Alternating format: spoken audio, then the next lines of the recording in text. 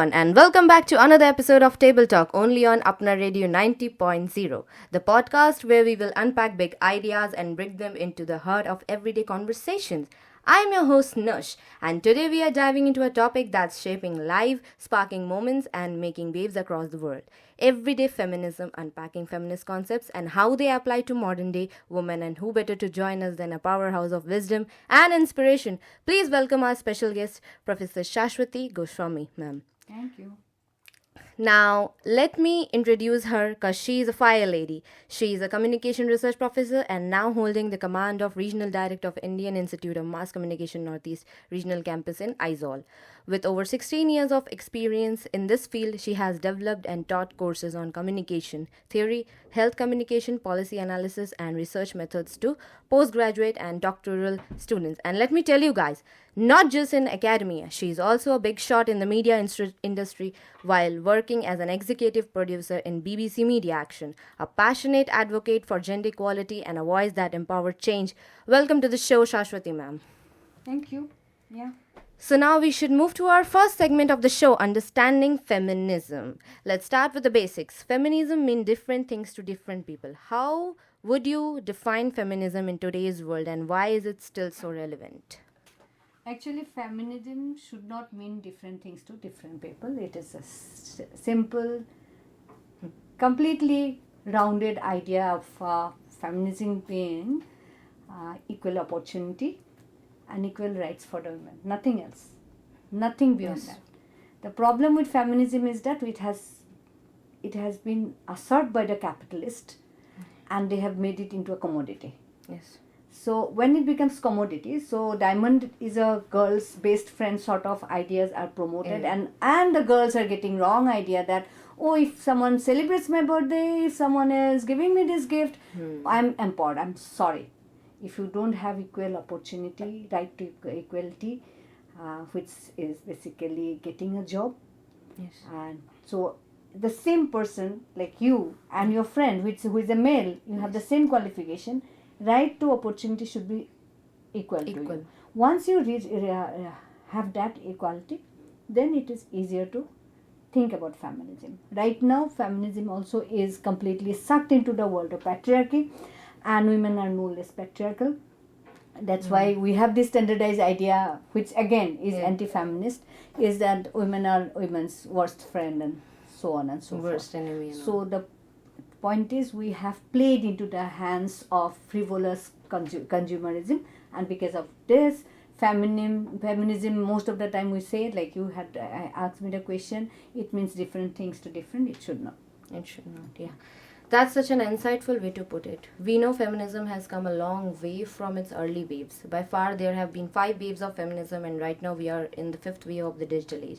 In your view, how has it evolved to address the needs of modern day women? Again, that's another problem. The waves are also a part of the entire economic system that we were part of. I remember during our college that bra-free movement became a big movement, as if burning the bras, you are achieving every equality. I'm sorry, the boys do wear their crotch guard when they are playing football. Yeah. That's a physical necessity. It has nothing to do with empowerment. I'm very, very, very sorry. Yes, ideally, without the bra, we are the happiest. I know. But you are not happy when you are jumping around and running around, because this particular physiological, physiological idiosyncrasy of a woman is related to birth. Just like a girl can give birth, a boy cannot. Yeah. And there we are fighting all the time about stupid equality. Yes. We cannot also lift something like they do. It is okay. Feminism do not come there, because a lot of feminists have this idea that dumbing down the boy is what feminism is all about. I'm sorry, no.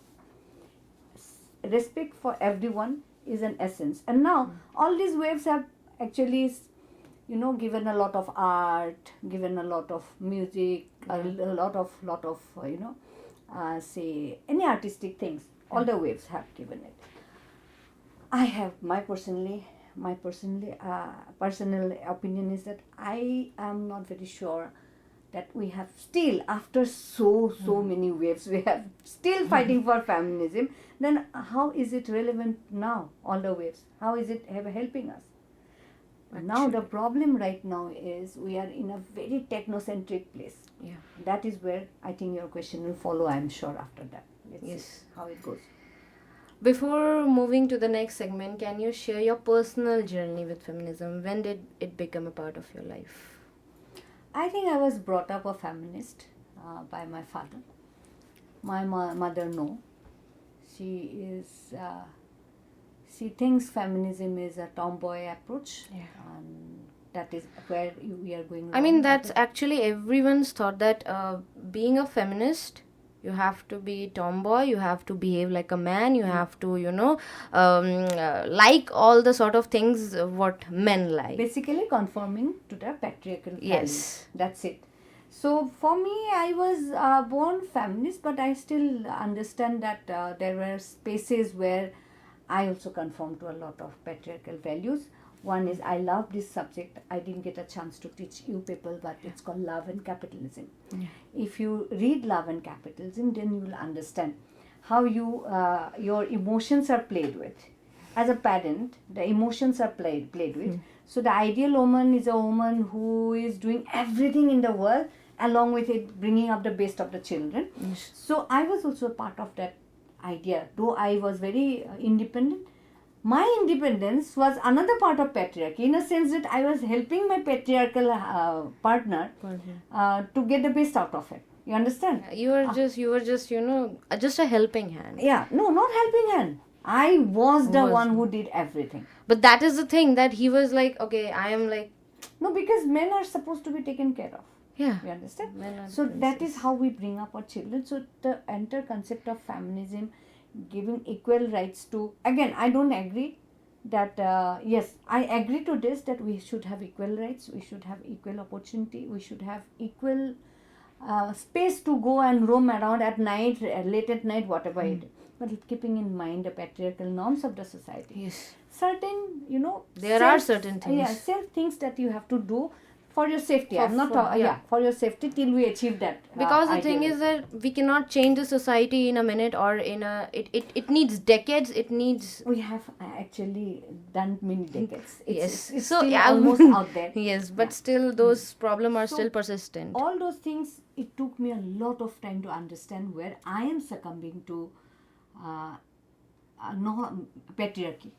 And actually, though I used to look like someone who can get things done, who is good in her work. The pressure I went through was terrible. Because because if you are a feminist, this is also something which is supposedly you're not supposed to be weak. So you don't have to cry, Yeah. You don't have to tell anyone, okay, I'm so tired, I'm so exhausted, sad. please help Yeah. me. So feminism, again, agreeing to patriarchy. So it took me time. It's not that but yes, essentially I was born and brought up like a feminist. My father had never questioned 99% of the things that I did, but there was always 1% which used to pull me down. Now I understand it, and so I think I am more feminist right now. So I have brought up 2 boys who are very, very, very much feminist. So that is one achievement I did. Yeah. That's so good. So let's guys move to the next segment, everyday feminism in action. So our first question for this segment will be, do you think social media has helped amplify feminist voices, or has it created challenges of its own? Yeah, see, social media is a very weird place. It's more, you are more in a silo than you were earlier. Yes. So the feminist voices, only the feminists are looking at it. Yeah. Boys are laughing at it. Yes. And so-called empowered women are sniggering at it. So There is a term called pseudo-feminism came because of that. that though, I say everywhere that we have pseudos, so let's not go there. That's Okay. a very Okay, sure. But the point is, social media looks very empowering. Yes, you have a lot of voices which have come out, but also you have to understand trolling of the females is extreme on social media. Extreme. too much. Like someone unknown, completely unknown, would not pick up the phone and talk to you before social media. Would not come and tell you something because that space was not there. Now because you're empowered, you can just click a button, just dislike or say Just say something horrible. very horrible.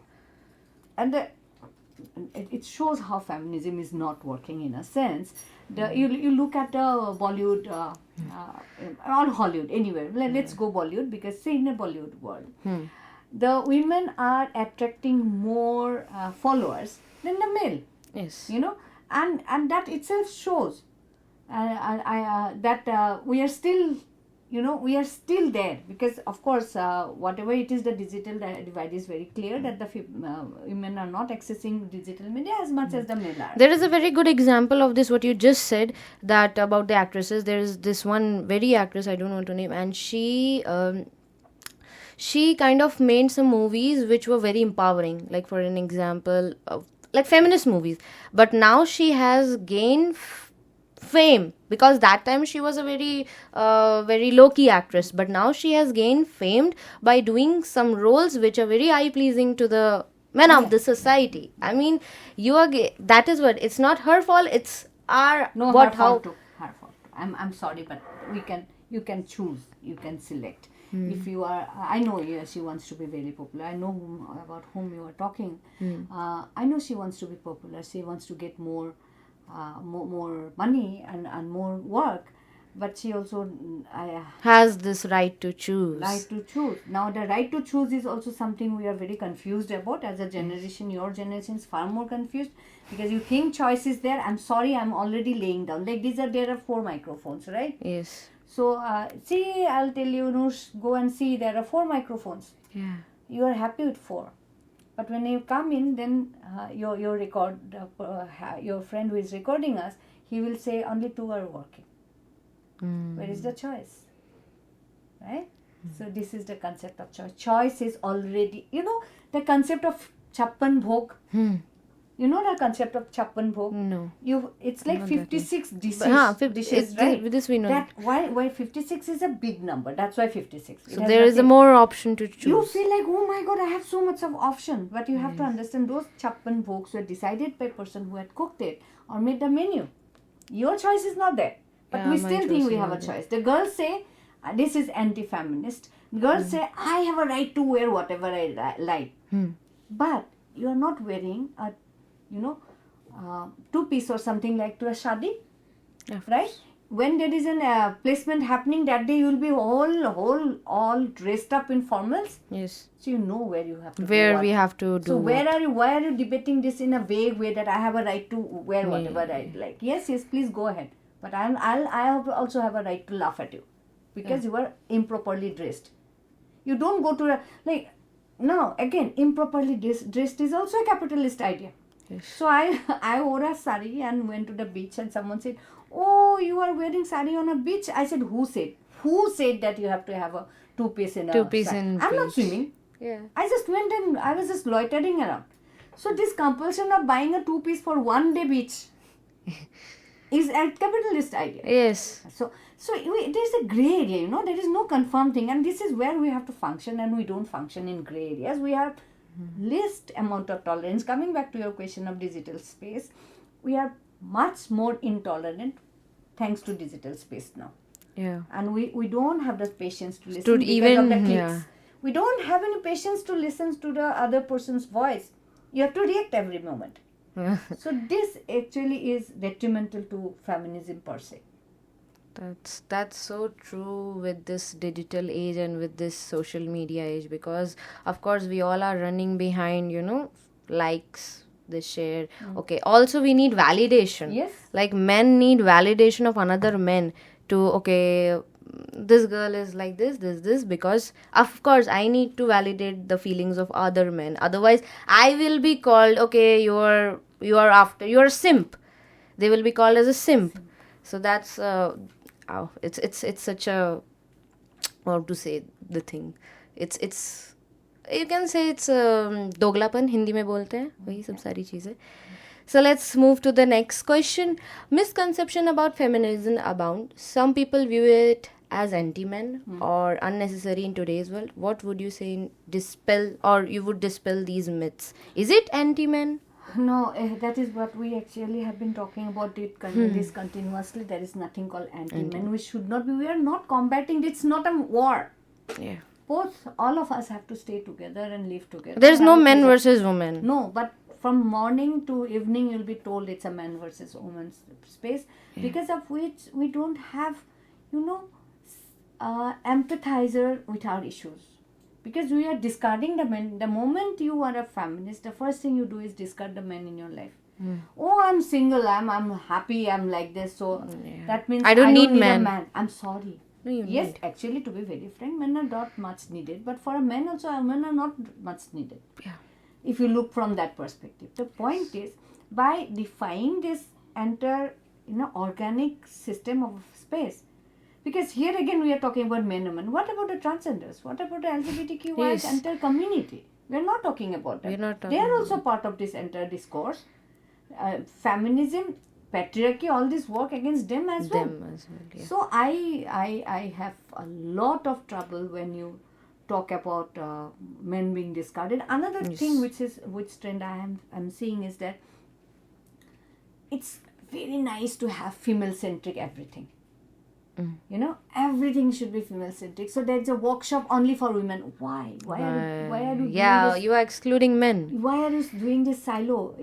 The empowerment should be women. I understand, because they are the most discarded community in gender wise, if you see. But again, coming back to the LGBTQI community, they are far more discarded. They are far are more you doing discarded. something for them?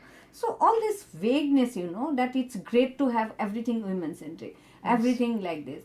I understand essentially they have to have that space to grow up, but also by doing this you are completely discarding the men. And how do you think that person will feel all the time? So that continuous discourse between the man and the woman is extremely important. Yeah. And that is why I have a problem with gender based magazines, programs like women's magazine. Why? And what do you have in women's magazine? Man's magazine, GQ, you have all those sexy men out there. I would like to see them. Why should you be putting it as a man's thing? Yeah. I'm just saying that this is a market driven world where we are fighting to have equality, and market do not want your equality, gender equality at all, because it doesn't sell. Yes. I mean, if I see all those, which you said about women-centric movies, those women-centric movies are not even women-centric. Wow. That is the thing. Like, you are marketing. In the name of women-centricity, you are marketing your movie. That is what, and people are getting fooled by listening, by Mostly seeing the that. girls. Yes, even the girls are getting fooled by thinking that, okay, this movie is very women-centric, and at the end, the hero is a man. Of the whole movie, the hero is a man. Yeah. So that is the thing. Like, you need to understand what feminism is about. It's about equality, equality of every gender, not just female. It's about equality of every gender. That's the thing. And very beautifully you said this. Also, there is another question. Why do you think some women hesitate to identify as feminists? And how can we make this movement more... Like, some women are out there, they think I that... also have a problem. When it comes to the entire feminist movement, I don't talk about myself as a feminist, because I have a problem with the entire handling of the feminist movement.